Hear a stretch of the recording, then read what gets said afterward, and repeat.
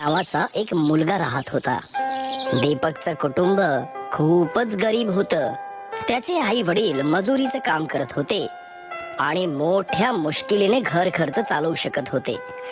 दिवाळीचा सण जवळ आला होता, पण दीपकच्या आई वडिलांना कुठेही काम भेटत नव्हतं. एक दिवस दीपक आपल्या आईला म्हणाला, आई, दिवाळी जवळ आलीये. माझे सर्व मित्र फटाके आणि नवीन कपडे खरेदी करतायत. आपण यावर्षी फटाके आणि नवीन कपडे खरेदी करूयात का? दीपकची आई हे ऐकून खूप दुःखी झाली आणि म्हणाली, बाळा, तुला तर माहीतच आहे ना की तुझे वडील आणि मी मोठ्या मुश्किलीने मजुरी करून घर खर्च चालवतो आणि काही दिवसांपासून आम्हाला कामही मिळालेलं नाही. आपलं नशीब इतर लोकांसारखं नाहीये रे बाळा. दीपक आपल्या आईचं बोलणं ऐकून खूप नाराज होतो आणि तो घराच्या बाहेर जाऊन बसतो. दीपूला उदास पाहून त्याच्या आईच्या डोळ्यांमध्ये अश्रू येतात आणि ती आपलं घरकाम करू लागते. दिवाळीचा सण यायला काही दिवसच बाकी होते आणि दीपू उदास होऊन बागेत बसलेला होता आणि बागेत खेळत असलेल्या मुलांना पाहत होता. तेवढ्यात एक मुलगा, ज्याचं नाव रवी होतं, तो दीपक जवळ आला. तू इथे एकटा का बसलायस? तुला जर आवडत असेल तर तू आमच्या सोबत खेळू शकतोस. मी तुमच्या सोबत खेळू शकत नाही, कारण मी एका गरीब कुटुंबातला आहे आणि तू एक श्रीमंत घरातला आहेस. मग काय झालं? तू जर गरीब कुटुंबातला असशील, जर माणसाने ठरवलं तर मेहनत करून तो श्रीमंत होऊ शकतो. रवीचं बोलणं ऐकून दीपक रवी सोबत मैत्री करतो आणि रवी दीपकला दिवाळी सणानिमित्त आपल्या घरी येण्याचं निमंत्रण देतो. दीपक हे ऐकून खूप आनंदी होतो आणि घरी परतल्यानंतर आपल्या आईला रवीविषयी सगळं सांगतो. दिवाळी सणाला दीपक आपल्या घरून तयार होऊन रवीच्या घरी गेला. रवीला दीपकला पाहिल्यानंतर खूप आनंद झाला, पण रवीच्या आई वडिलांना दीपकला पाहून आनंद नाही झाला. दीपक गरीब घरातला दिसत होता आणि रवीच्या आई वडिलांना असं बिलकुलही वाटलं नव्हतं की रवीने गरीब लोकांशी मैत्री करावी किंवा त्यांच्यासोबत खेळावं. रवीच्या वडिलांनी रवीला बाजूच्या खोलीत बोलावलं आणि म्हणाले, रवी, तू या गरीब लोकांना ओळखत नाहीस. हे अगोदर श्रीमंत लोक पाहून मैत्री करतात आणि नंतर त्यांच्या घरी जाऊन चोरी देखील करतात.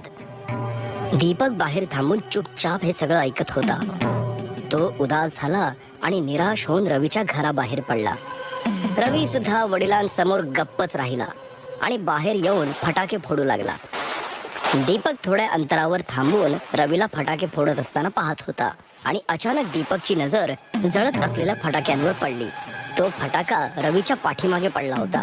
दीपक लगेच पळत गेला आणि रवीला धक्का देऊन तिथून बाजूला केलं आणि रवी तिथून बाजूला होताच जळत असलेला फटाका फटकन फुटला. फटाका फुटल्यामुळे दीपकच्या हाताला आणि पायाला जखम झाली आणि हे पाहून रवी दीपकला म्हणाला, दीपक मित्रा, तुला तर जखम झालीये.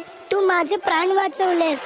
तेव्हा दीपक म्हणाला, तू माझा मित्र आहेस, हे तर माझं कर्तव्य आहे. रवी आपल्या आई वडिलांना झालेली घटना सांगतो तर त्याच्या आई आणि वडिलांना आपला गैरसमज आणि झालेल्या चुकीबद्दल पश्चाताप होतो की त्यांनी दीपकला ओळखण्यात खूप मोठी चूक केली. रवीच्या वडिलांनी दीपकची माफी मागितली आणि त्याला खूप आनंद झाल्यामुळे दीपकला भरपूर मिठाई दिली आणि चांगले कपडे घरी घेऊन जाण्यास सांगितले. दीपकला आनंद झाला आणि तो आपल्या घरी येऊन पाहतो तर काय, त्याची आई घरात उदास बसली होती. दीपक आपल्या आईला म्हणतो, आई, हे बघ, मी तुला आणि बाबांना दिवाळीच्या भेट वस्तू आणल्यात. आईला मिठाई आणि नवीन कपडे पाहून खूप आनंद होतो, पण दीपकच्या पायाची जखम पाहून ती काळजीने विचार करू लागते आणि विचारते, अरे, हे सगळं कसं झालं? दीपक आपल्या आईला सांगतो की माझ्या मित्राचे प्राण वाचवताना मला ही जखम झाली. तेव्हा रवी आपल्या आई वडिलांना घेऊन दीपकच्या घरी येतो. हे पाहून दीपकची आई म्हणाली, मालक, मालकीण, तुम्ही आमच्या घरी? तर रवीचे वडील म्हणाले, हो, तुमचा मुलगा खूपच शूरवीर आणि इमानदार आहे. त्याने माझ्या मुलाचे प्राण वाचवले. आज तुम्ही आमच्या सोबत दिवाळी सण साजरा करा. आणि दीपकची आई आनंदाने रडत रडत दीपकला मिठी मारते. ही पहिली दिवाळी होती जी दीपक आणि त्यांच्या कुटुंबाने नवीन कपडे घातले होते आणि मिठाई सुद्धा आणली होती. तसेच रात्री आहे. एका घनदाट जंगलात एक आंब्याचं झाड होतं.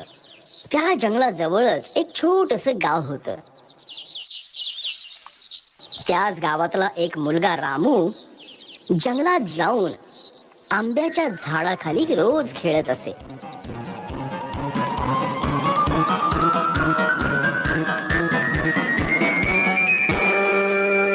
तो आंब्याच्या झाडावर चढून आंबे तोडून खायचा आणि मग त्या झाडाखाली आरामात झोपून एक डुलकी घ्यायचा.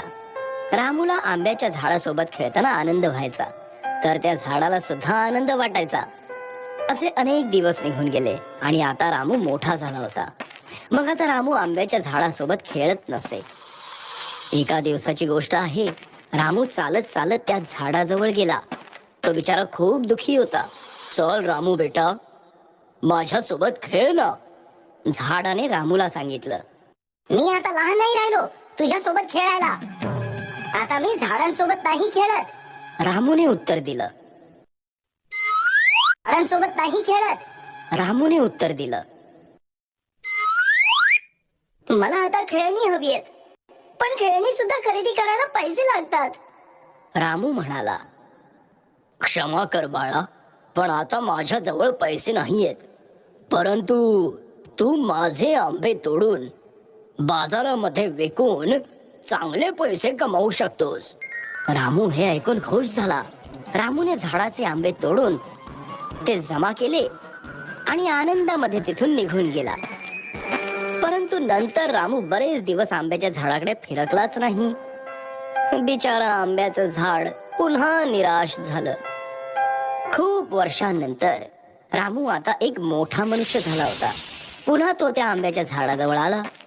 आंब्याचं झाड आनंदी झालं आणि रामूला बोललं, रामू बाळा, ये ना, माझ्यासोबत खेळ ना. मला आता तुझ्यासोबत खेळायचा वेळ नाहीये आणि तसंही मी आता तरुण झालो आहे. मला माझ्या परिवाराकरिता काम करावं लागतं. आम्हाला एक घर हवंय. तू काही माझी मदत करू शकतोस का? रामूने विचारलं. मला क्षमा कर बाळा, परंतु माझ्याकडे तुला देण्यासाठी घर तर नाहीये. परंतु तू माझ्या फांद्या तोडून त्याचं घर बनवू शकतोस.